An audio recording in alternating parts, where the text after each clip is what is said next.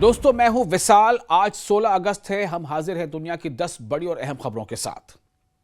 Indonesia में 7.7 शिद्दत का भूकंप। इंडोनेशिया के पूर्वी हिस्से में, मशरक़ी हिस्से में 7.7 शिद्दत के जलजले से कम 47 लोगों की मौत हुई है और बचाव दल मलबे में लोगों को तलाश रहे हैं। कई मकान, स्कूल और हेल्थ सेंटर्स भी नुकसान का शिकार हुए हैं।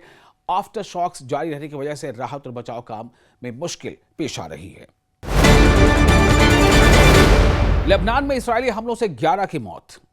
सदर्न लेबनान में इस्राएली एयर स्ट्राइक में कम से कम 11 लोग मारे गए हैं, जिनमें बच्चे भी शामिल हैं, औरतें भी शामिल हैं। और ये जून की ट्रूस के बाद सबसे गंभीर एस्केलेशन में से एक है। यानी जंगबंदी के बावजूद इस्राएल की तरफ से यह हमला है और गंभीर हमलों में से एक है। इस्राएल का कहना है कि उसने हिजबुल्लाह के सैन्य ठिकाने और एक कमांडर को निशाना बनाया और यह कार्रवाई इस्राएली सैनिकों को घायल करने वाले ड्रोन हमले के जवाब में थी। लेकिन आपको हमने बताया कि इस हमले में औरतें और बच्चे भी मारे गए। लेबनान के प्रधानमंत्री और राष्ट्रपति ने हमलों की मजम्मत करते हुए कहा है कि इससे सीज फायर और बातचीत को नुकसान पहुंच रहा है। स्ट्रेट ऑफ हॉर्मुज पर फिर तनाव। स्ट्रेट ऑफ हॉर्मुज में तनाव और बढ़ गया है और यूएई की सरकारी तेल कंपनी एडीएनओसी के जहाजों पर हमलों को लेकर ईरान पर इल्जाम लगाए गए हैं। इससे दुनिया की अहम ऑयल शिपिंग रूट में जहाजरानी यानी नेविगेशन और एनर्जी सप्लाईज को लेकर फिक्र बढ़ गई है। ईरान और यूएई के दरमियान के बयानों के बीच इस मामले में इलाकाई तनाव लगातार बढ़ता जा रहा है। यूक्रेन ने रूस के अंदर बड़ा हमला करने का दावा किया। यूक्रेन ने कहा है कि उसकी मिसाइलों ने रूस के समारा इलाके में एक रॉकेट और स्पेस सेंटर को निशाना बनाया, जिसे कीव रूस के नए स्टारलिंक जैसे सैटेलाइट कम्युनिकेशन नेटवर्क से जोड़ता है। यूक्रेन के मुताबिक यह नेटवर्क रूसी सेना की बैटलफील्ड कम्युनिकेशन को मजबूत कर सकता है। रूस ने भी यूक्रेनी सैन्य ठिकानों पर हमले किए जाने का दावा किया। यानी युद्ध का दायरा अभी भी काफी सक्रिय है। किम और पुतिन की दोस्ती और गहरी।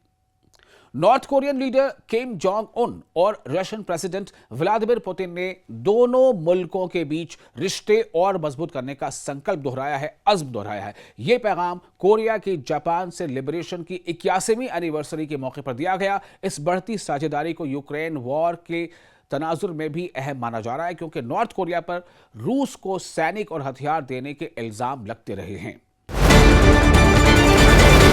जिम्बाब्वे में फेरी हादसे में मौतों का आंकड़ा बढ़ा। जिम्बाब्वे के लेक करीबा में फेरी ये बोट हादसे में मरने वालों की तादाद अब 72 तक पहुंच गई है। पुलिस और रेस्क्यू टीम्स ने और शव बरामद किए हैं और तलाशी अभियान जारी है। शुरुआती रिपोर्टों में बोट के ओवरलोडेड होने और खराब मौसम को हादसे की वजह माना जा रहा है। गजा सीज फायर पर फिर बातचीत की कोशिश। हमास के सीनियर लीडर खलील अल हया काहिरा पहुंच चुके हैं।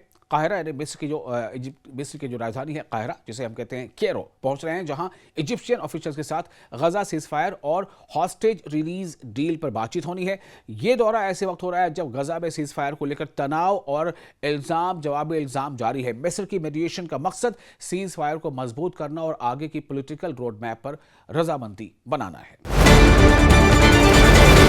सूडान में लड़ाई और मानवीय संकट। सूडान में रैपिड सपोर्ट फोर्सेस यानी आरएसएफ ने अल उबैद शहर पर हमले फिर तेज कर दिए हैं और राजधानी खार्तूम में भी ड्रोन अटैक्स की खबरें सामने आई हैं। लगातार लड़ाई की वजह से लाखों लोग डिस्प्लेस हो गए हैं और ह्यूमैनिटेरियन सिचुएशन बेहद संजीदा बनी हुई है। इसी बीच पड़ोसी साउथ सूडान में भी 6.5 लाख से ज्यादा रिफ्यूजीज और असाइलम सीकर्स के फूड एड से वंचित होने का, महरूम होने का खतरा बताया गया है।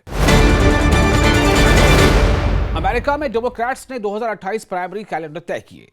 अमेरिका की डेमोक्रेटिक नेशनल कमेटी ने साउथ कैरोलिना को 2028 प्रेसिडेंशियल प्राइमरी में सबसे पहले वोट करने वाला राज्य तय किया है।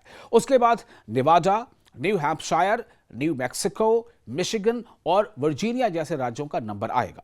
साउथ कैरोलिना को पहले रखने का फैसला इसलिए अहम है क्योंकि शुरुआती प्राइमरी कैंडिडेट्स की कैंपेन और मीडिया मोमेंटम पर बड़ा असर डाल सकती है। और अब आखिरी और 10वीं खबर।